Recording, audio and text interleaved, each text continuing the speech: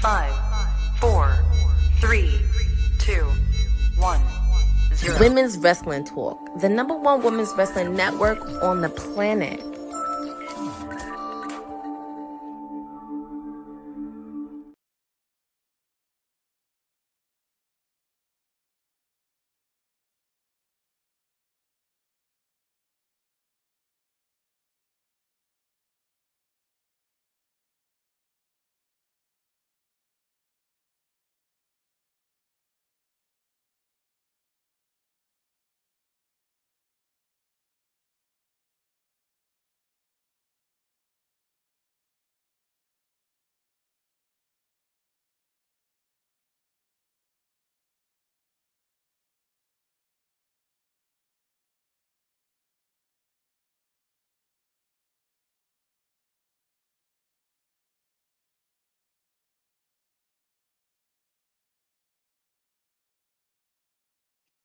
Well, somehow I guess TK did not pay her bill over there for the Wi-Fi, so I will jump in. Oh, wait, is she here? There he is. Yeah, I was like, is it just me or is she frozen? It's Well, there he is, our esteemed councilman. He comes in when we need him. He just pops in there. There it is. Just like I was gonna say something else, but here we are. How are you? Your face looks very like this week. I don't know what you've been doing with your facial routine, but you look very. I haven't done nothing. What I learned is most bad bitches don't have jobs because when you're not working, you're so relaxed for some reason. This is why all of them be looking good. This is why. Because they don't have nothing to do. They don't have no work to go to. So you just look like this somehow. Oh, okay. All right. So are you about to get flued out or somewhere? Like what's I wish. I would definitely am not one of them dudes that be like, no, I don't know. Fly me out. Fly me out. Hell, I might put out. Just throwing that out there. I might put out. Take wine and dine me first, but hey, I might just put out depending on where I'm flown. If it's an island, listen, you may have earned it. You may have earned it. You fly me to Chicago, I mean, I can make you laugh. I definitely guarantee you a good time of laughter. Putting out though.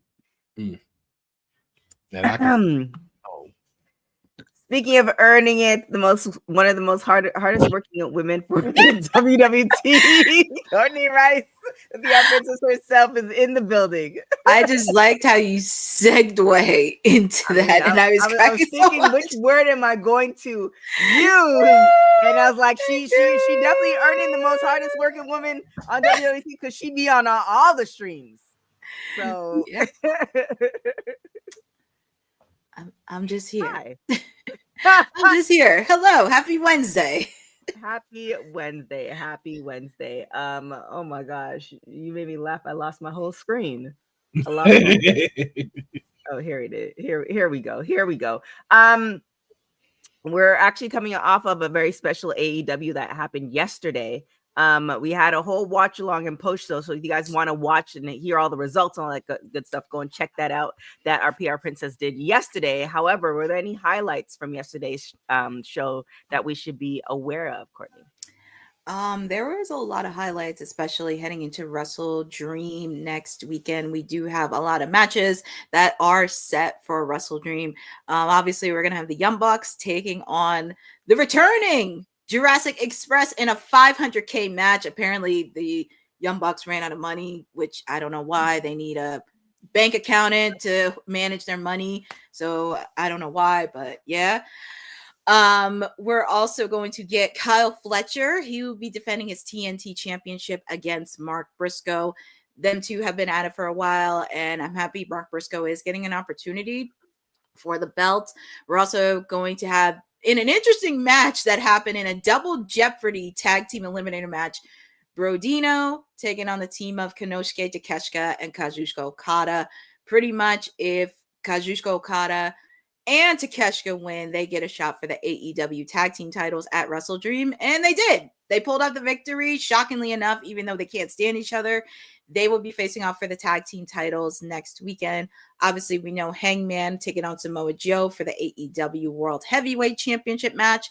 And also next Friday, Mercedes Moné will be the longest reigning TBS champion. She will be breaking Jade Cargill's record next Friday. And also, I know she's going to be somewhere in, because I know she's going to be in Canada this month. I forget what other place she's going to be in, but she's traveling all over the world. But yeah, she's going to break Jade's record, and she will be the longest reigning TBS champ. I mean, we knew that was gonna happen. I feel like even like regardless, I don't think it's a petty move. It's like you're the longest reigning person's at your competition, so you can't have that person maintain. It doesn't make sense on a. I mean, I kind of knew it was gonna happen. I was like, they're not gonna let her drop it right before she breaks a record, but right. Anything else that we should know about? Just a quick reminder. I thought Collision was tonight. It will be Saturday. I know they're doing a tape tonight, but please no spoilers. Please do not give me any spoilers for Collision.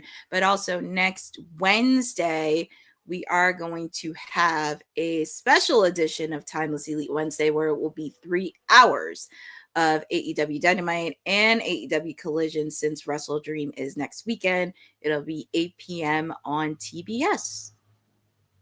There it is. Another thing that's happening, which I mean, I feel like they made the announcement for this book, or I should say Natty made the announcement for her book a couple of months back, but her book tour is coming. Her book is about to drop in a few weeks. It's crazy because it's like, I don't know. I feel like after the pandemic, it's like one of those things where it seems like time is going slow, but also fast at the same time. It feels very weird. Like it feels like the pandemic was yesterday, but it wasn't. But then it also feels like it was like 10 years ago, but it wasn't.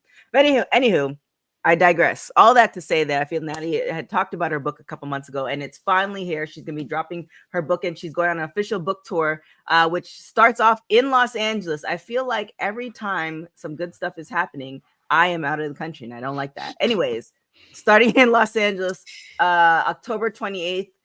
Is the start of her book tour. She's gonna be hitting up New Jersey, Toronto, New Mexico, Calgary. Obviously, that's gonna be a really big one. Boston, New York, Jersey again, Florida, and Arizona. So I think we talked about this before, but I don't know if you were on the show or you were on the show at the time, Will. Is there anything that you're hoping that Natty will talk about in her book?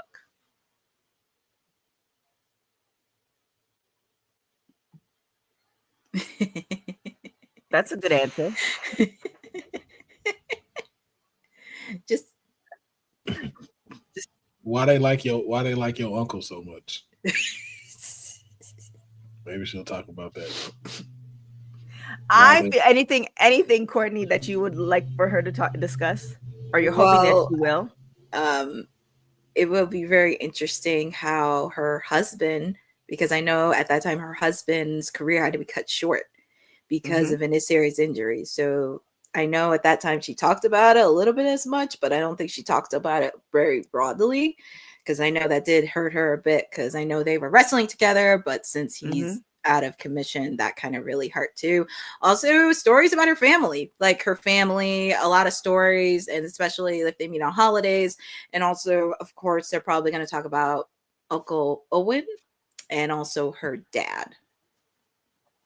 I definitely want to hear that, but I also want to hear the things that don't necessarily get asked or talked about.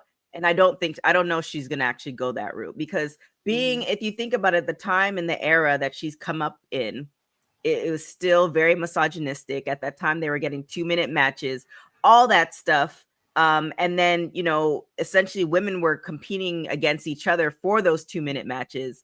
Like, is she going to talk about that stuff? That's kind of the stuff. And, it might seem messy, but that's the kind of stuff that I want to hear, because it wasn't all, chocolate cake and roses. I don't see just because she's a heart. I think there might've been some stuff that was afforded to her, but the time and the era that she started in, and compared to now, you know, those type of things. And I feel like one, she could just put it all out there, but then, you know, she's been with WWE her whole career. So does that jeopardize, you know, certain things that WWE is about? Or is she like, nah, this is my story and I'm gonna tell it. So I'm curious to see, you know, what direction she's gonna go in, because we can all, you know, talk about the flowery things in our lives and how all the accomplishments that we did and stuff like that. But there's some there's some negative stuff that's happened in everybody's life that's either built us to where we are or changes the direction or trajectory of where we're supposed to go. That's the type of stuff I want to hear. So yeah, I think I can piggyback on that too. I hope she does talk about how she's been able to remain consistent throughout the eras of being like, and really never walking away. Like, she survived maybe not even survived, let me say, but she's made it through like 3 eras. Yes, she did. And so just like, how is that? And then maybe, like you said, even not from a drama, because it's like, I don't want to, you know, as much as I do like talk shit about it, I hope she does be able to talk about how she is the best, but not considered the best. And like, what does that do for you? Like, always being like the backbone of that place, especially the women's division. Always, you know what? Always being a bridesmaid, but never considered to be. Yeah. I would love for her to be able to discuss that, like how she feels about being that backbone, and even maybe like forward. Now, I don't know if she's added in like of today's stuff, but like why they're not pushing her as this new Natty persona, and how she came about doing that. I would love to know about that in her book. Yeah. And then, I mean, I remember at one point when we were doing interviews with a lot of different women, we used to ask them, you know, their top 5 or their Mount Rushmore. And from what I can remember, not a lot of them, if any of them, actually said Natty. And so that's kind of crazy to think about, because it's almost one of those things. I forgot what movie it was, but there's like this movie where essentially that person has been in every era. Essentially, without this person, these things wouldn't be happening. And it kind of feels like, hypothetically, if you were doing an alternate universe and you were to take Natty out of what we've seen of her today, would the trajectory of where women's wrestling is right now change? And so, like, that's a crazy, you know, that those type of things, like, I love to like think about. But on the flip side, being in her position, because like, damn, I gave my whole life to this, and y'all not giving me respect, and I'm still with the company. I'm even educating people and teaching people of the younger generation. They're coming to my dungeon, all the things, and y'all still not giving me respect. I even changed my look. I'm beating the brakes off of all these women, and y'all are still not giving my respect. But also, too, like you said, throwing in that question, would you be in this position if you weren't a Hart? And would you be afforded all of this had you not had the Hart name to you? Would you still have been a constant? Because again, I can't name a person who has still been consistently with that company that didn't have to walk away. So would you be able to give the lessons you given if you didn't have the Hart name? So I think that's something I would like to see on there too. Do you feel like you've built a legacy based off of yourself, or is it built based off of what your last name is? Right. I mean, and it's also do you feel like that Hart name is holding you back? Yeah, it's no different than some people who change their last name when they become actors. Yeah, it's very interesting. Yeah, I'm curious to see. I'm curious, like, those are the type of questions that I would love to ask if we ever get a chance to interview her, because it's just like, what does that mean? Because some people like O'Shea Jackson. Yeah, like it's like, I don't care what y'all say. I'm gonna keep my name, and y'all gonna respect it. Period. And there's some people, like, I was watching with the Charlie Sheen documentary, and his brother his brother kept his name, but I think his dad changed his name. It's just kind of one of those really weird type of things where you have to make that decision, and then what? And you can't go back. They all did. I think he's the only one that changed it. The father changed it, and then Charlie kept the father's changed name, but the rest of the family was like Estevez, and the brother kept the real name. So it's kind of like one of those things where I don't know. That is a really great. What's their dad's name? Martin Sheen, right? Yeah, but that's his Yeah. TV name. Yeah, that's his TV. That's Okay, not no. Yeah. See, only the brother kept it. I kept thinking, I was Yeah. like, yeah, what is he at? Because they're when I found that out that they were all related, I was like, wait a minute. Yeah, you know that documentary was wild. Yeah, That I was like, I heard episode, some interesting It's reviews about wild, that man. documentary. I was like, That- wait, Charlie and the coach from Mighty Ducks are brothers? I was like, They don't, wait a they don't minute. talk no more though. Right, no, talk they no don't. more. They haven't talked for a while, actually, from Yeah. what I heard. Like it Mhm. really got that out. Yeah, Dylan Estevez. All of them are Estevez. So like Martin Sheen are actually Martin Estevez. Mm-hmm. Wow. So yeah, that is I would I mean Natty Or rocks like with Lexus us, but- King. Like Lexus King didn't want to go as his father. Like he wants to build his own thing. It's really just all depending on like how big of a shadow is cast, and do you feel like you can overcome it? Because Randy didn't change his name, and right. you're gonna have a whole generation gonna be like, who the fuck is Bob Orton? Right. Like, Cody didn't Randy change his Orton? name. Mhm. Yeah. Yeah, so it is kind of interesting. Another thing as far as talking about women's wrestling that has made a impact, I can't believe it's been 10 years. NXT Takeover, Sasha and Bailey had that 30-minute Iron Women's match. I can't believe it's been 10 years. Do you guys remember? I actually kind of want to watch back this match. Do you remember what the impact was at that time when you watched it? Or like when you saw this post, like what was the first thing that came to mind? That was the start of everything that AJ and Paige worked for. Mm-hmm. Right there. I was like, well, you know what? Let me not say, like, they're the ones that spearheaded the change of give divas a chance, but that was the culmination of like everything every woman in the WWE before them has worked for. Mm-hmm. Like, this is the match that they have always wanted. This is the match that they wanted to put on. When I saw that for the first time, I was like, yo, this is the shift. This right here, this moment in time, this is the shift.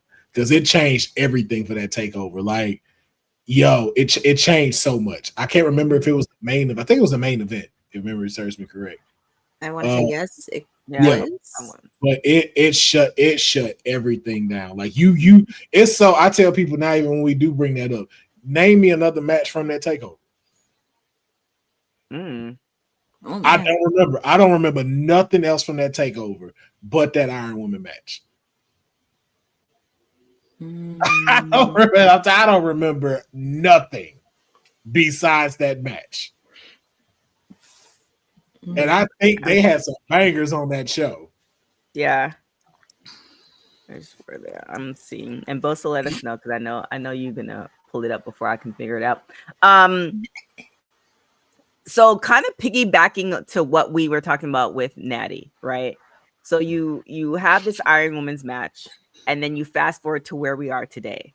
Do you think that women like Medusa, Trish Stratus, Lita, Awesome Khan, they look at where the women are now and like, damn, I wish I had those opportunities? Because oftentimes, like when I look at like my alma mater, I'm not saying that right, Oregon. Thank you. And I'm looking at the track team there, and I'm like, damn, if I had all this stuff, then I wouldn't have had 2 hamstring injuries. I highly doubt it. And it's kind of like one of those things like, are you happy that you are part of the brick that made the building, or do you want to be in the building? It's kind of one of those things. Like I'd be curious to like at like Mickey James, I'd be curious to ask those women where like, are you, I don't want to say okay, but if you were to choose, would you want to be the one building, or would you want to be the one that is now, you know, enjoying? Yeah, you're enjoying all the fruits of everybody else's labor at this point.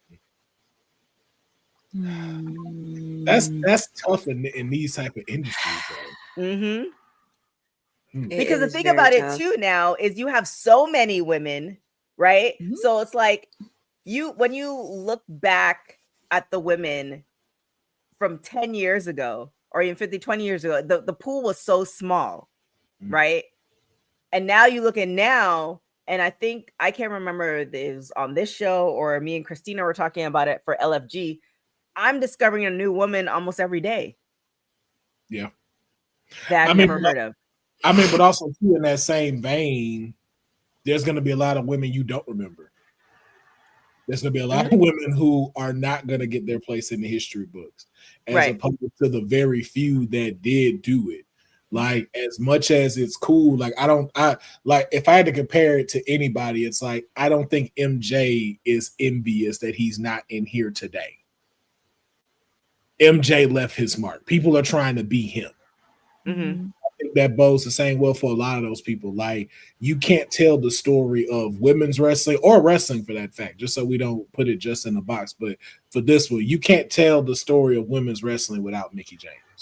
You can't tell it without Trish Stratus. You can't tell it without Lita. You can't tell it without Medusa. Hell, she wasn't even in the ring, but you can't tell it without Miss Elizabeth. You can't tell without Sherry.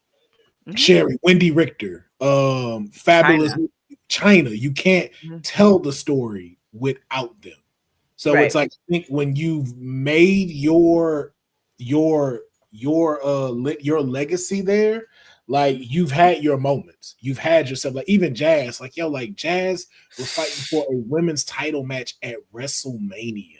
Mm-hmm. Jacqueline was fighting in WrestleMania. Mm-hmm.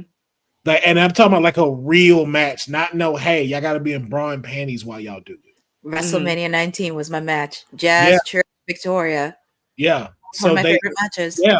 They've had their moments, and it's just like, I think even now, I really, if I'm being honest, and I know people will debate this, I think it's harder now to be a women's wrestler than it is back then, because of how much upkeep you have to do, how much you have to do to be relevant. Right. This time. But on the flip side, I was talking to this is a long time ago, Selena Majors, who is now the trainer at WoW. And when we were interviewing her, she was saying that, like, she had to go town to town with her VHS tape to give to promoters for the possible chance to make like $10, right?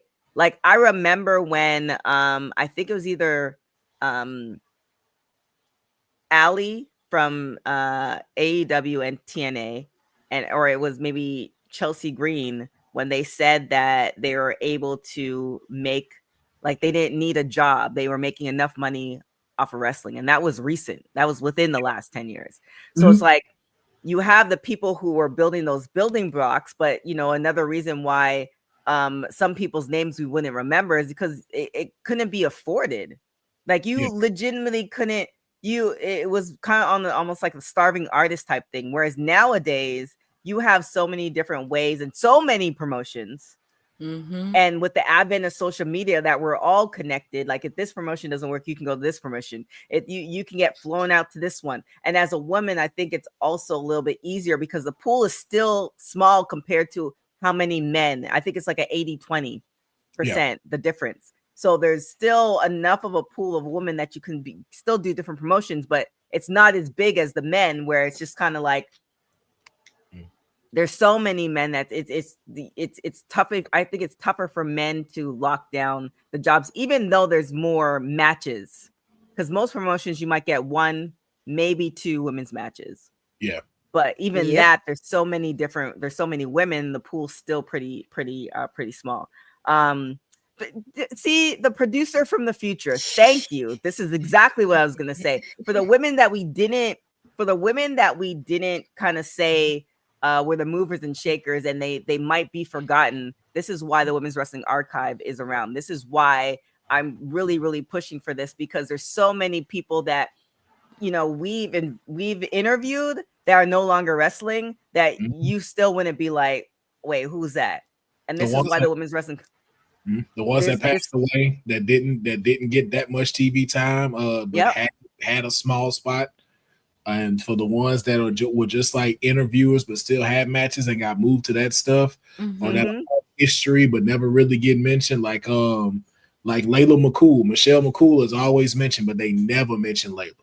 She was the first winner of the what it was, the search, No, it was Christy Hemme. She was the first, I believe. Christy Hemme.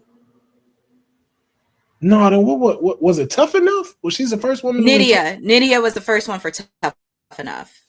What did Layla win? Layla was like, they said Layla was the first one to win something. See, it was like the first. We need Women's Wrestling Archive. Women's wrestling didn't just show up yesterday in glitter boots. We've been here the entire time, body slamming through history. The Women's Wrestling Archive launches January 1st, 2026, and it's gonna pave the way for all women's wrestling. Because if we don't document it, a man might say he did it first. This has been a passion project for a very long time. Head over to the womenswrestlingarchive.com to donate 1, 5, or whatever you can. It all goes a long way. Let's give these women the spotlight that they've always deserved. Her story belongs in history. Help us preserve it today. Join us at womenswrestlingarchive.com. Support the archive. Support women's wrestling. Donate today. This kind of leads into something else that, I mean, supporting the archive is important, but also supporting WWT so the councilman can watch NXT and TNA. Is there anything that, we won't go over like a full recap, but is there anything that you saw yesterday that should be of note that, you know, we should talk about? Oh boy.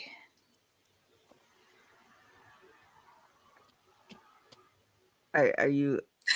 Oh. All right.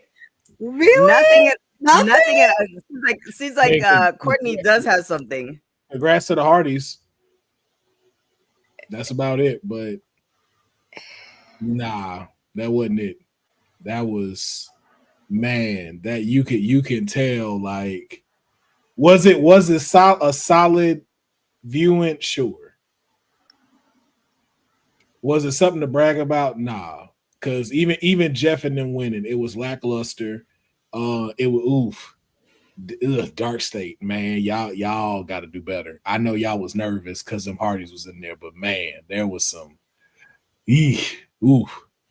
spots, man. The best match was Ethan versus Mustafa. That was a good match. That was really good. Everything.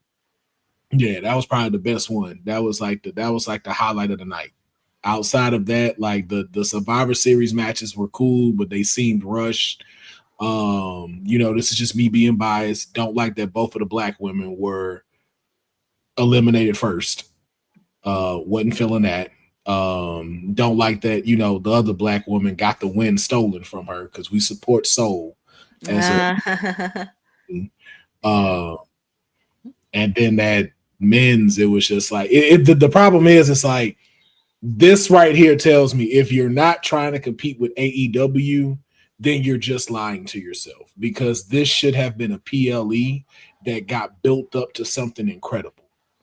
And you could tell, like, it was just like, hey, we're just doing this because it's a Tuesday. And it's like, now anybody talking crap about that partnership, that TNA partnership,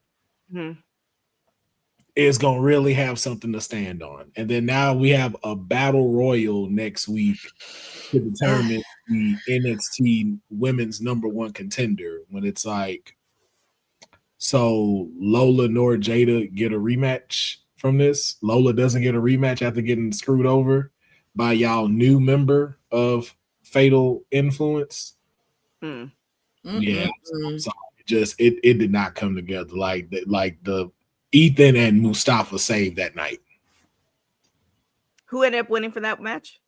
Ethan. And Ethan did it in heel fashion. Mustafa got on the top rope and he pushed him.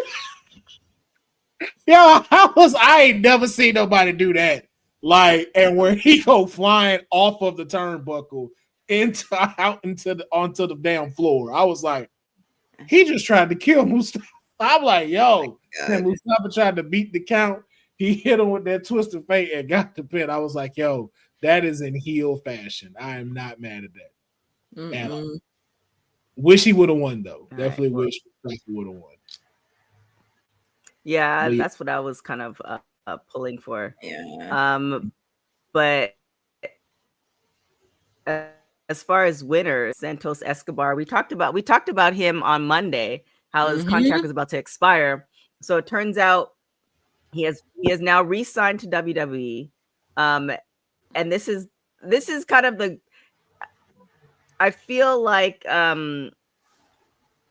WWE right now and where we are in society with social media and stuff like that, it's kind of good to think whether things are swerves or not, because it feels like maybe his contract was about to expire, but everybody's reporting that he's gonna move somewhere else and all this other stuff. But maybe they were just having discussions and they were letting social media kind of put it out there, knowing that he was gonna get re-signed, and now people are gonna wonder, okay, well, what's going to happen now that he's re-signed? What's this going to look like? Because we haven't seen him since July. So I, and I might be putting more story into it than what it really is. No, but that has right. me more curious. Yeah, and I think that's why I say it's a little bit more difficult for wrestlers today, because you have to do stuff like that. Like, I don't even think WWE did that. I think another source put that out to let that be known, so WWE could get interested. Because as the creative I'm seeing them doing, I do not think they that creative to have did that. I think the people are speaking to go like, hey, let's throw this out and see what happens. And it's like, okay, people are talking about it now, and he could go somewhere else. And it's like, yo, and especially for the fact that y'all not utilizing him the way that y'all need to, it's like, yo, that helps them give him more leverage to discuss what he would really want in his contract. And like TK, you and I both know, like, they'll be like, hey, here's the contract that we're giving you. Let us know how you feel about it. I'm not digging this this amount per year to sign for 5 years. Well, this is the one we giving you. Well, all right, man, I'm gonna think about it, see what's up, and hey, I know when my contract ends. Because he ain't say nothing. He didn't say anything, he didn't speak about anything. It's just like, hey, it shows that he has not re-signed yet. So let's build the hype. And especially like you said, with so many promotions out there looking, it's like, hey, you not re-signing, right? Hey, man, hey, we can have you on Hog of Glory in 2 weeks. Fighting for our championship. You want it? Right. Here's the thing. I think it's really interesting because with contracts in general, beyond wrestling in general, it's kind of like betting on yourself, right? Because you can ask for more money. Are you worth that money? And can you get the return on investment? And like, that's kind of, to me, with everything. So it's like, yes, you might not have, they might not have been able to use you story-wise, but it's kind of one of those things that, do you think you're worth that amount of money? And, are you okay if they say that you're not? And you really have to stand on business to do that. So again, I'm more storytelling as far as if I were putting this in a script and how it would have played out in my mind. I don't know what really happened, but it's definitely like, nah, I know who I am, and I'm going to need some more money, and I'm going to let this contract run out. And, either somebody or a friend of mine's going to put it out there, and I already know I have places to go. And WWE say, well, hold on. We about to do a world expansion, and we already have partnerships with AAA, all the things like, and sometimes I'm willing to bet sometimes like it doesn't work out that way. So it's like, how much do you believe in yourself? Yeah. And that's really all it is. It's just it's a lot of factors that roll into it, and then just knowing where you are and where the business is. Stories aren't that great. So it's like, let me push this to where you shouldn't get rid of me. Like, because you know what I can bring to somebody else. So it's like, okay, we may not have nothing for you this year, but we'll be able to push this with something else. Because it's like, out of everybody, I'm just like, why is Santos not in AAA? Like, Santos should be AAA mega champion. That part.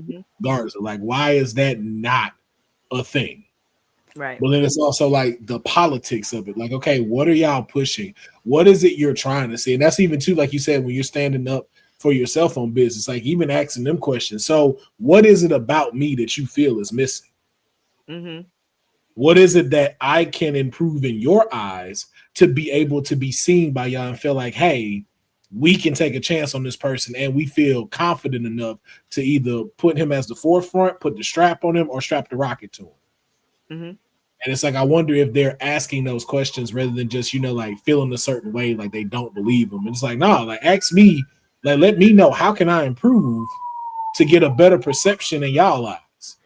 Right. And if I feel like I'm doing that already and we just can't come to terms with it, then that's fine.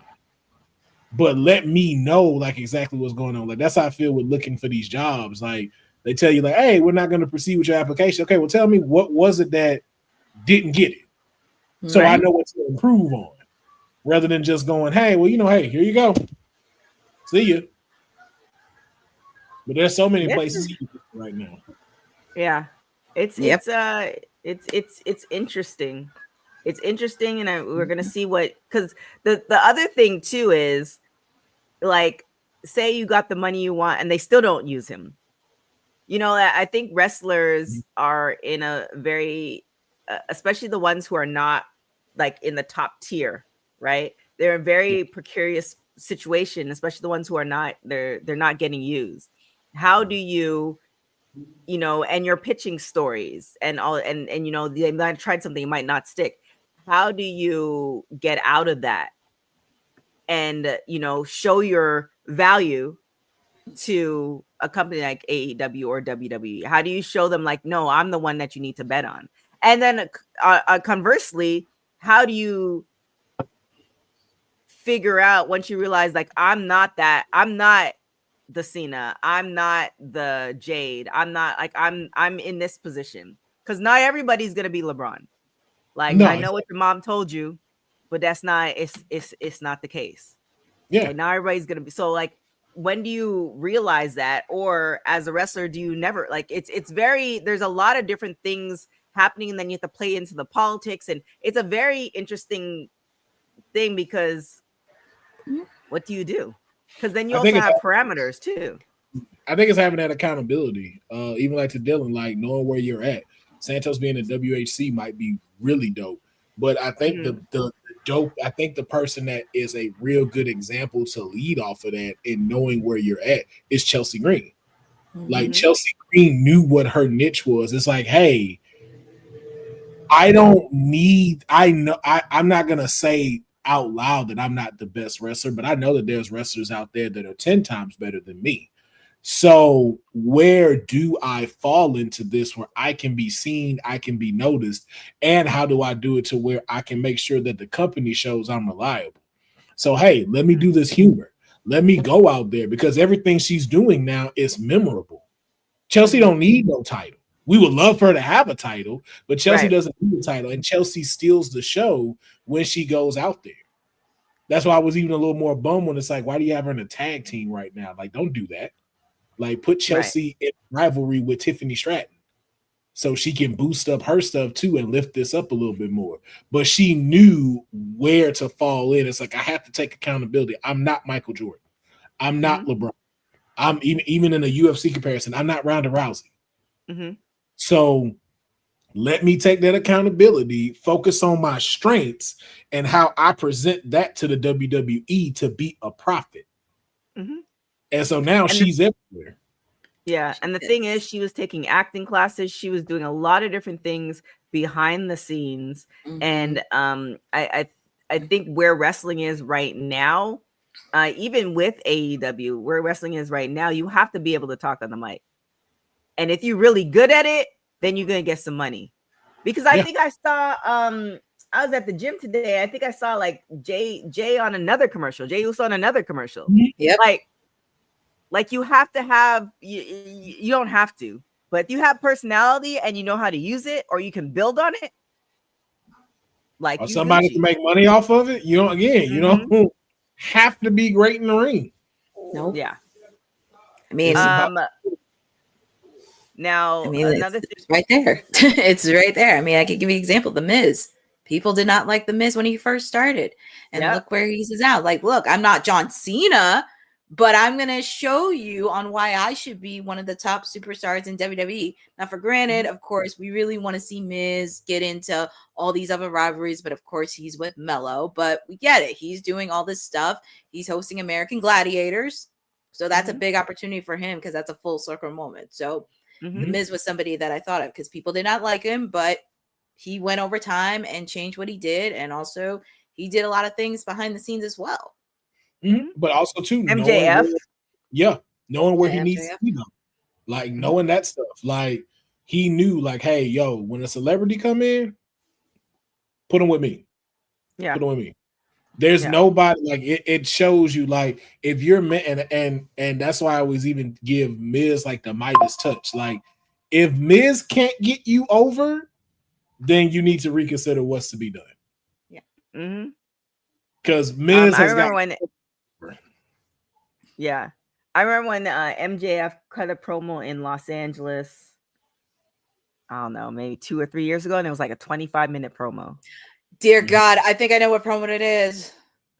I was like, the fact that he could do that and tell the story, and you're invested in like, is he gonna flip off Tony Khan? Like clearly he's upset. Like the fact that you can hold somebody's attention in this era. Like, and now you're seeing him in movies, and I think it's like 2 or 3 movies. This is not the last couple movies you're gonna see MJF. No, he got 2 more that's about to come out. Yeah, and then I saw him wrestle, and I was like, "Ooh, this dude is not that great at wrestling." Wow, because he had me ready. I was like, "Yo, this dude can talk." I'm like, "Oh, okay." Then he got in. I'm like, "Oh, this is your style of wrestling." Okay, because I had to pivot. I'm thinking I'm finna get like, because the way people talked about him, I'm like, I'm finna get Will Ospreay, Kenny Omega level wrestling. I was like, oh, this is performer wrestling. Okay, I gotcha. Still like him though. That's why I'm like, yo, you did it. You did what you're supposed to do. Great athlete, still a jerk, but he's done it. But again, he figures out like that's what sells. And he does that outside of the ring too. Like he knows what to do. Like the guy has a great industry IQ. And I think that's the biggest thing with a lot of these folks. Like, yo, it's a lot of people suffer from Bret Hart syndrome. Like you think because you have the skill base, you don't have to progress and adapt to the business. And that was his problem. It's like, yo, just because you're great in the ring, bro, this is still a product that we need to sell. And right now, just in-ring performance ain't getting it. Ivy Nile is incredible in the ring. How many times you see her on Raw?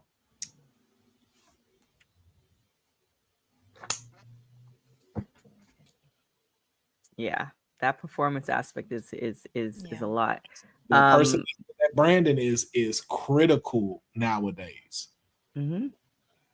Well, you pretty much killed my segue, so we'll just say Dark Side of the Ring. I had something, and then there's like 5 more sentences later. I'm like, well, that's lost. Dark Side of the Ring renewed for a 7th season.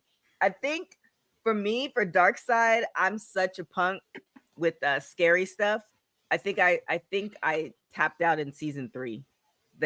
When it kind of goes too dark, I think I tapped. I think because I need to go back. There's certain episodes that gets too much, I can't watch it. Hey, did you just label Dark Side of the Ring as scary? Yeah. How? Oh my gosh! I'll give you an example. The music? It's I told you I'm a punk when I watch stuff like that. So today there's this movie, and they're not paying us for this. So if you do watch the movie, please let them know we told you. It's called The Longest Walk, and so movie. So I'm not watching it. So my trainer told me about it on the treadmill. So I was like, oh, cool. It sounds good. Like, it's, people encouraging each other, blah, blah, blah.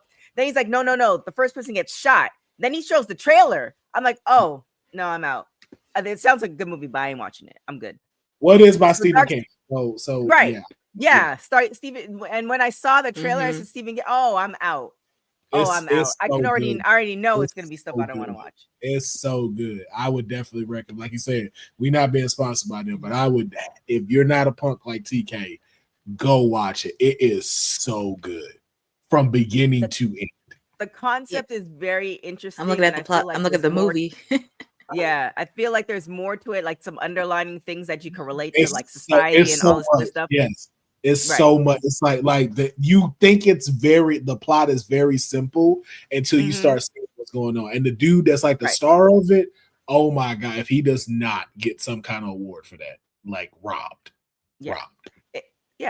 Yeah, so it looks good, and I it looks good that I can watch it from afar. I can appreciate the 2 minutes and 30 seconds of the promo, and I could recommend it to people who could don't mind seeing all that stuff. And that to me is the dark side of the ring. There's certain episodes I can watch. There was one episode where it was just like, oh, this is too much blood, and I think that was season 3. I can't remember which one it was, and then I haven't seen it since. So I'm happy.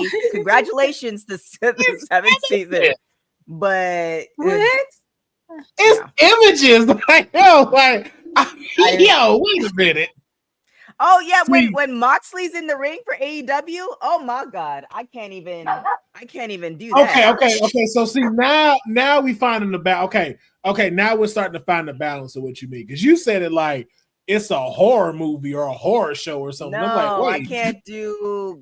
Okay, so you can't do that type. I can't. Okay, I can't do so- it. I can't do that stuff. Okay, so now we got our baseline. It might have been the butcher. It might have been the butcher one, and there was another one. Oh my gosh, it was like the death matches, Bruiser and I was Brody. like, oh Yeah, that was yeah, that was a hard episode. It's like, Bruiser oh, Brody. I guess you don't want to watch the episode with Daphne, because I watched that whole episode and I was almost in tears. I was almost Yeah, in tears. so- And that one with that Yeah. 2-part with Chris Benoit made me hate him. Hey, yo, Yeah. I'm sorry. Brian At first, I didn't see that one, but I saw Brian Pillman's 2-parter. Listen, watch Benoit. Benoit's is there. I see why Vince said what he said. We're gonna show this man one time and pay tribute. After that, we will never discuss him again. My Learning God. about that, because even Jericho said he should never go into the Hall of Fame. Never. After what he did, because there was a lot of stuff I didn't know, like what led up to that and how he did it. Mm-hmm. Like it was like, oh no, bro, like this wasn't no like spazzed out moment. Like you calculated doing this. Like you knew what you were doing. and also Yeah. with the fact too, when mainstream put out the news, there was a lot of stuff they left out. Yeah, exactly. It was a lot of stuff left out with him. Yo, that Marty Jannetty one is crazy. There's another one. Yeah, dang it. What's the That- dude? I forget his name. Now you're confirming that I should not even, because I was like, No, maybe I you should know what? No, you know Now what we you're should like, do? nah. No, you know what we should do and really do set a up. watch along to Yeah. watch me look like Yo, this the whole yeah, time. No, like real quick, you should do a WWT original and do a Dark Side of the Ring podcast. Like we watch them and then have an episode about them and talk about them. Oh man. I don't think no one's Well, doing it. I think we should. Yeah, no Somebody one's doing it, Dark should, Side of the if Ring. somebody wants to watch it with me, because I'll I watch it will with you. literally I will watch behind, Dark I Side will of the Ring. literally, I Yeah. will be like this the whole time. Nah, yeah, I'll tell you when you can turn away. I can tell you when you turn away. Like, there's some I'm that's not pumped. I'm like telling you. Yeah. No, there's some that's not like that. Like I get like the one with I just said with Bruiser Brody, that shit get kind of dark, especially like when Tony Atlas start talking, because he puts you there. Like he puts you like him being in Puerto Rico, like the night he talks about like where he had to sleep on the beach and couldn't go back to his hotel room. Like even I felt like I was like, ooh, I felt like I was there. I was like, ooh, bro, you need to get out. Get out. Yo, go to the airport or something. I was like, yo, it's but then there's some you're just like, what the fuck was he think? Damn, what is the dude? He was short. He did a whole bunch of cocaine and had his own promotion. Oh, I know what the one you're talking about. I forgot his name, but Yeah, it was promotion. crazy. Yeah, but he was like bringing in a whole bunch of like WWE talents and stuff. But then he just kind of like lost his shit. He like got lost in the fame and even started like putting himself in the matches and stuff like that.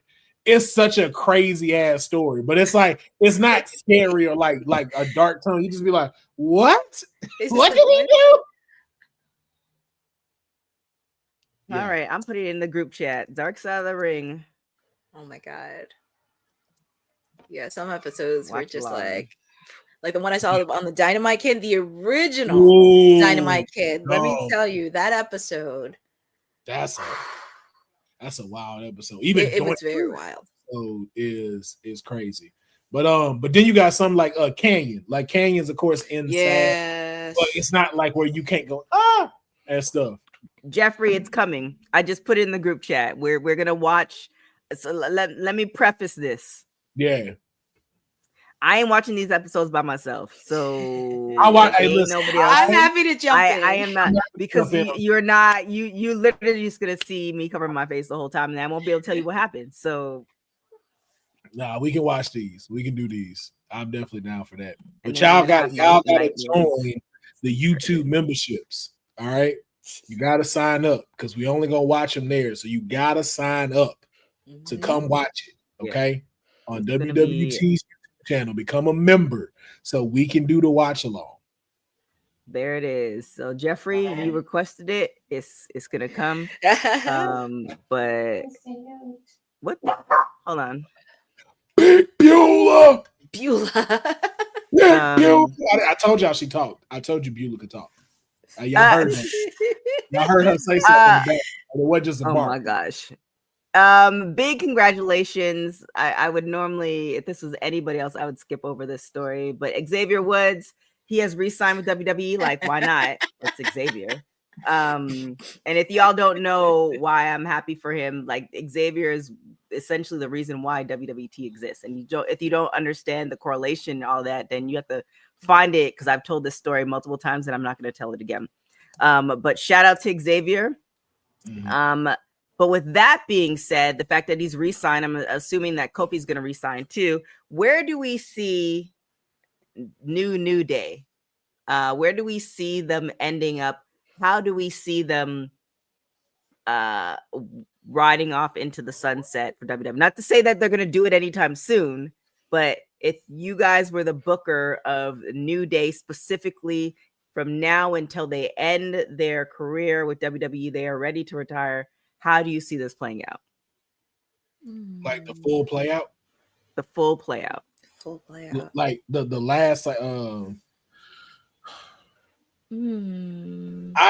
you know what's hard about it is that do they stay as a tag team? Like, do you have them ride out as a tag team? So, and this is not, it shouldn't be new news, because Xavier said this a lot. The three of them, and I know Big E's out technically, the three of them consider themselves brothers. Yeah. So they're never going to be where it's a turn on each other and then that's it. There's going to be something where they eventually come back together. So with that caveat, like I would want to see them go against the Usos at least one or two more times, because that's epic. I love to see yes, right. That would be good too. But I would love to see them go. I would love to see them go against Fraxium. Oh, that'd be a good. That would be a good Fraxium. Ooh, that'd be a solid match right there. Good pick, Courtney. That'd be. But and I also want to throw in, I would like to see Xavier finally get some singles gold. That's the reason why I asked it like that. Like, do they stick with just a tag team, or do we see them somewhat start doing singles runs for themselves? They could do that and still have a singles run. Now, I would like to see that too. I don't think it's gonna happen. See, and that's the thing. So if you're telling me, like, how do we see it riding off in the sunset? Like, I would love to see Coffee get one more not one more. Let me not say it like that, like it's impossible. But I would love to see another run of him as the WWE champion. Okay. I think Coffee still has it in him, and I think he still has all the tools he needs to be able to do that run. And then the same thing for Xavier. I would love for Xavier to have singles gold, like Courtney said. Like, I want them to have classic rivalries, especially with the way Xavier's acting now. Like, man, because that's the thing too. It's just like, I think people tend to forget because of how they're such big personalities, especially Xavier, that you forget how good Xavier is in the ring. And a lot of people, I think, don't ever catch that. Like, you see, like, Coffee pulling a lot of the leg work, but you really don't see, like, you have to go back to, like, him in his NXT days. Like, he is an incredible wrestler. I really would love to see that displayed in a singles run. Like, give him the IC title and let's see what he can do. Like, let's give him rivalries with Dominic. Let's see what he can do with a big man like Bronson Reed. Like, let me see him go up against El Grande Americano and Penta.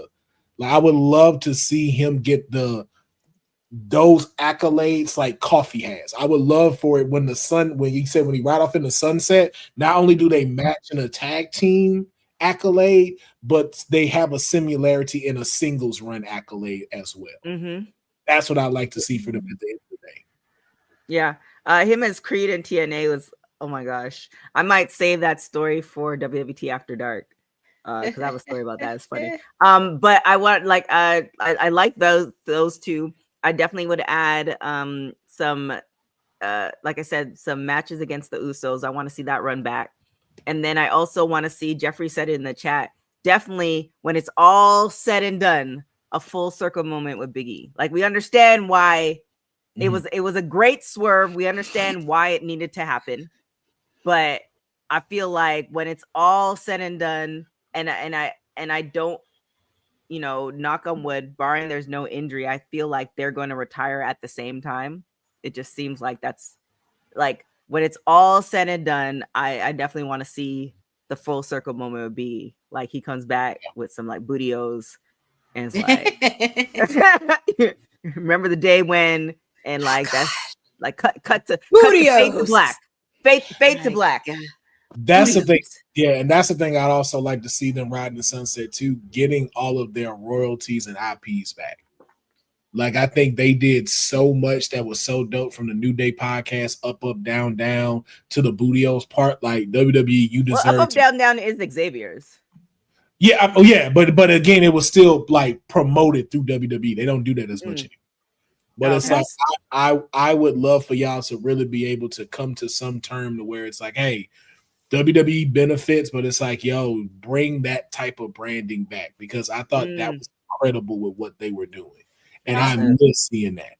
And also with the fact too, they also helped out in the anime section, because I know Xavier talks about being huge with anime, and I did like the crossover that they did, especially when they wore outfits inspired by Dragon Ball Z. So I want to see those things be commemorated. I think they're a tag team, just like with the Usos, just like with the Hardys. Like, you need to have a strategy when they exit. Their talk needs to happen with, oh, well, yeah, we'll just give them one last match. Like, no, y'all need to make sure that these guys are given statues, as far as, like, you know, not necessarily physically, but it's like, yo, y'all need to make sure that these cats are remembered for what they did, because they are the epitome of taking lemons and making straight Mike Hard's lemonade. Very, very true. It's kind of like I want to hop into Scarlett right now, because I've been following her career since the TNA, and she discusses how the release from WWE happened, and essentially she said, so after you talk to the representative of talent relations about your contract, one of the last questions before the 24-hour notice was given, Kevin asked where I stood in all of these contract negotiations, and they said, we'll get to her once we're done with you. Essentially saying that, you know, without him, she wouldn't be around, which is kind of a tough pill to swallow. Courtney, as the PR princess, how would you have navigated this?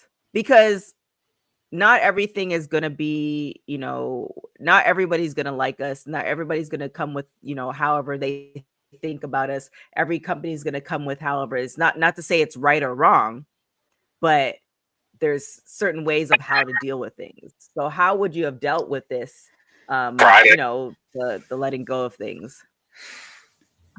I read this story especially with Scarlett.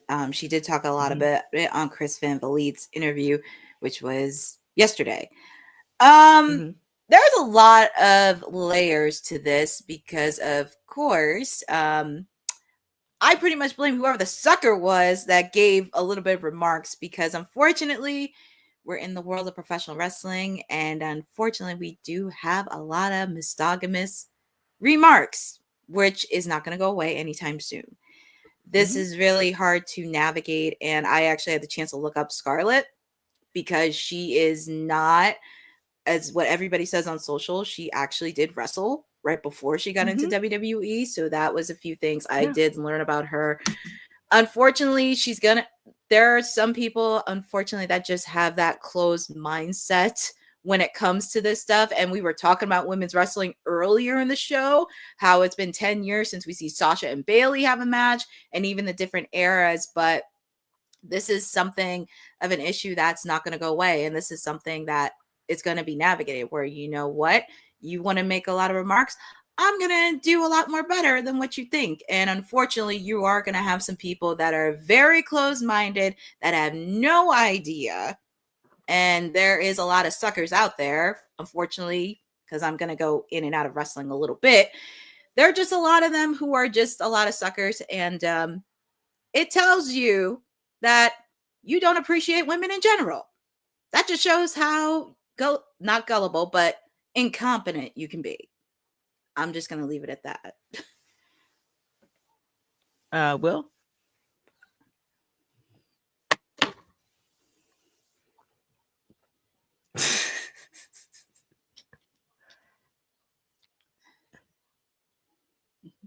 First off, if you don't know about the fucking smoke show, you ain't shit. Let me tell you something. If you think Scarlett Bordeaux wasn't nothing but just a mouthpiece, you are mistaken. She was the reason I started watching women's indie wrestlers. The set, like, she probably still to this day had her and Candice LeRae got two of the most viral clips taking backbreakers from men. Okay. When she, and you can go look this back up on WWT, when Karrion Kross came in, I kept asking, yo, when are they going to put Scarlett in the ring? When is Scarlett going to get put in the ring? I'm waiting to see Scarlett go after the women's division. Oh, it's going to be lit. Never happened. And I say that was one of the biggest ball drops they have ever done when it comes to having someone signed to their company. The fact that you kept someone with that amount of talent as a manager and a mouthpiece for her husband is the dumbest shit. Now, do you think it was on her, or do you think she wanted to do it, or was that on the company? I think, like, go watch her matches back in the end. No, I'm not saying that she can't. I'm not saying that she can't wrestle, but I didn't take it off from you. I'm like, go see her matches. Why would she not want to be in the ring? Why would she not want to be the WWE Women's Champion? Like, this woman was incredible as the smoke show. And again, to be able to get that traction before the revolution happened, before we got that Irons Women's match, I knew about her. So it's just like, yo, like, I don't know who got mad that she didn't want to sleep with them and that she wanted to be a devoted wife, but y'all need to go ahead and go fall on some fucking Legos down the flight of stairs, because we missed an incredible opportunity and matches when it came to her. We missed her being able to fight against Sasha. We missed having her against Bayley. We missed her going up against blonde for blonde against Charlotte. And for y'all to say the stuff that y'all are saying about that, she didn't out wrestled some of the men that y'all be pushing so hard on these channels and so hard on these promotions that she can run circles around y'all, man. And again, and that's the one thing of, like, yo, and I know nobody's perfect. And I for damn sure can't say I'm perfect. I know I didn't have my misogynistic moments. I didn't mansplain stuff before. All of it is not intentional to, like, downgrade women, but for y'all to sit here and talk shit about somebody when you couldn't do half of what that woman does, half of what these men do, go stuff your mouth with a turkey leg and shut the fuck up. Mm-hmm. Mm-hmm. It's a sad. It's You say very go and sad. stuff yourself with a turkey leg? Huh? Did you say go and stuff yourself with a turkey leg? Is that what Yes, you Yeah. he did. Stuff your mouth with turkey Okay. leg. Shut the fuck up. I was just confirming. Thanksgiving coming up, and I'm hungry. But yeah, man, I feel like that was an incredible ball drop on them to not have her do that, and to say, "Oh, we'll get to you once we're done with carrying." It's like, yo, like these are the things of just where it's like I don't get where we are as human beings. Like I don't understand it. Like how you fix your mouth to say something so fucking stupid. When I half also of the wonder thing- too. Sorry, go on. no, go ahead. I wonder if they're because I don't think legally you can do that. I don't think both their names are on a contract. So technically, and I'm not HR, but technically, regardless if they're a couple or not, those are two separate conversations. Like, yes, the writing might be on the wall. They let go of your husband, and they might be letting go of you too. But those are two separate phone calls. Like, I'm gonna call your husband, and we have a talk, and then he could ask about his wife. It's like, well, we're gonna call her. Like it should have been really that simple because those are two separate. They're two different people. Yeah, that's like you calling Alistair and saying, "Hey, we letting you go." Oh, by the way, tell Zelina too that we're not gonna give her a contract. Like, she was the U.S. champion. You're not gonna give her a phone call? You gonna tell her husband to pass it along? But that's the thing. It's just like, yo, like I know things are gonna happen when it comes to this injuries. There's gonna be times where balls will drop where, damn, we did this and we didn't even see that this is the pattern that we created when it comes to this. We didn't realize this is the monster that we made by doing this. But it's just like to value another person based off of somebody else. It's like, yo, like that's so demeaning. And again, like I make jokes about it, like calling Miles Bourne, Stephanie Vicarious' boyfriend and stuff like that. But I'm never going to disrespect the fact of what he does in the ring or put that's the only value that he got. Same thing when I made fun of Sami Zayn as Mick Foley Jr. Like, you think I don't respect what this man does? If anything, and then especially if you listen to that, I talk shit about him because I think he's so much better than what he's doing right now. So it's like, for that, a lot of you IWC people to sit here and talk crap about somebody, go step in the ring with him. Go step in the ring with the Smoke Show. If you think you can do better, step in there with her. And if you can't, shut up. And I will throw in there. That easy. I will throw in there, even though many times I call MJF a jerk, I respect the hell out of him as an athlete. He is definitely an athlete. I mean, there's a reason why he's the AEW champion. He's getting the opportunities. Not to mention with the fact he just got married to Alicia. So honestly, if you're really going to talk a lot of crap about people, then you really need to go in your little corner and just, in the words of Chris Jericho, shut the hell up. Oh. Yo, what? Fuck, Courtney, what did you say? Dang, man, I gotta go look it up. Courtney said something that was like so left field, but I was like, yo, I gotta keep using that. Dang it. Oh, was it the video? I forgot who you was talking about. Yo, Courtney said something, and I was like, she shut the whole club down with that one. Dang, I forgot what you said, but it was, I'm gonna go look at it because I said it on Kayfabe too and gave you your props. So I gotta go check. I gotta go look. It was like a few weeks ago. I think it was. It might have been with AJ when AJ returned. Yeah, that one. Yeah, it was something you said. I say a lot of things, but it had to be said. But that one, that one was like, yo, that'll shut everybody up. But yeah. Let's I'll let you take this away. Well, technically she's WWE now. Mariah May. Blake Moreau, she talks about leaving AEW for WWE. Do you want to touch on this a little bit, Courtney? Yeah, so she was on Busted Open yesterday. She was talking with Bully Ray, And in an interview, she explained that she had a fantastic experience in AEW, but she felt she accomplished all more than she could. Wait, is it me? Nah, you. Oh, there you go. Okay. Can you hear us, Courtney? Yeah, I had a ad that was blocking, but thankfully, pretty Yeah. much she felt she had accomplished all she could with her story there and was ready for a new challenge. The opportunity to be a part of WWE's women's division and to embark on a completely new chapter in her career was ultimately the deciding factor. Obviously, talking about her interview, she pretty much said, I had a fantastic experience. I had a really short contract. And when it came to an end, there were positives and negatives. It got to the point in wrestling where I did have an amazing story, but that was the one thing. I didn't have much else. I just thought, is this everything I want?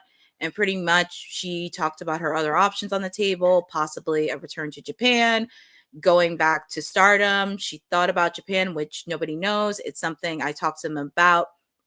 And she said that, and it was only after her AEW deal was up, she began to consider WWE, and the company's interest in her glamour persona was a major selling point.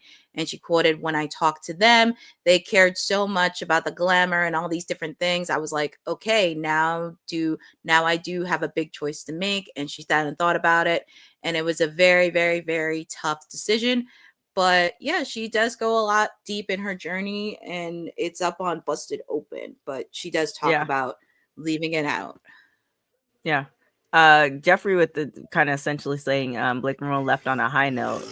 I mean, she had an incredible story with Tony Storm. Even when she was overseas and she became a free agent, there's speculations on both parts. I'm willing to bet that WWE was also talking to her. But it seemed like at that time, and I'm not going to speak for her, I'm just, again, putting my storytelling out there. At that time, it just made more sense to go to AEW. It might have been monetary, or it might have been she had more creative control, something like that. But that play as a wrestler, kind of going back to what we were talking about 20-30 minutes ago, as far as knowing what your worth is and betting on yourself, she's doing that hand over fist. So definitely congratulations to her on that. Mm-hmm. Anything to add, Will? Hey man, she did the right call. She used AEW as a stepping platform to get where she wanted to go. She always wanted to be in the WWE. She went around the world. She made it happen, and she's in the places she wants to be. Yes, and I think she did a great job. Yeah, I think she is right with AEW. Like, you're never gonna have a better rivalry and ending than you did with you and Tony Storm, especially in the time that she was there. Yeah. Mm-hmm.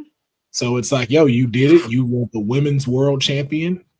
Like you cemented your legacy in history. They are going to put a white high heel shoe in the Hall of Fame for you.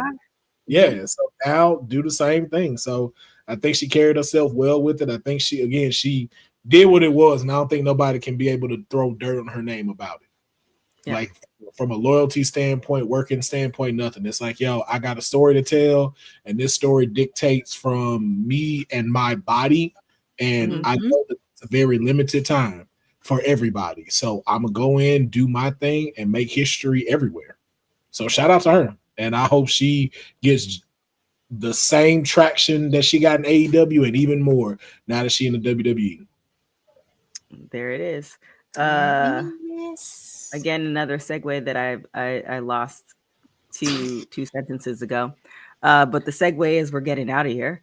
Will, you want to let us know where everybody can find you? Where I want to be found is with the job. So if anybody knows tiring in these streets of graphic design and digital stuff and content creation, let me know. Also to Shawn Michaels and Ava, it's time. It's time to let your boys start writing these stories for NXT. It's time to make NXT great again. Okay. So I am pitching it. Don't make me get a red hat that says that. Oh boy. I'm not gonna wear it because I got a big ass head, so I can't fit caps. But I can always hold it up. But it is time for me to start writing these stories in NXT for y'all.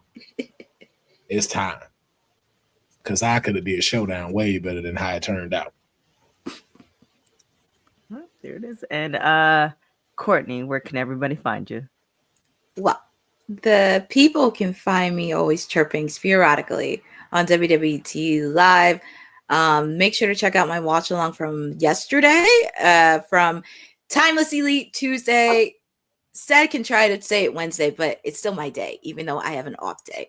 But because I thought Collision was going to happen this week, and since it is homecoming, I'm giving the people a special treat. They're going to get a special watch-along edition of Collision this Saturday, since they are continuing homecoming this weekend. I did get a chance to look at the card, but it looks pretty good. I figured, why not? They're in Jacksonville all this week, so you get a special watch-along edition of Collision with me.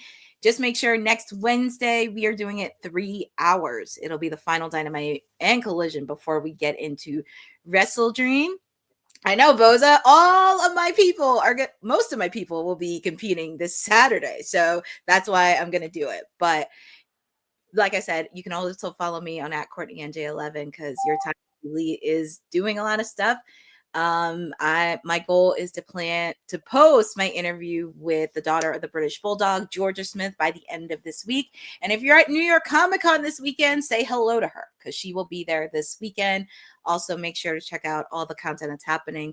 Please make sure to follow ISBW. Shout out to all of them because the next time I will be doing commentary will be Friday, November 7th.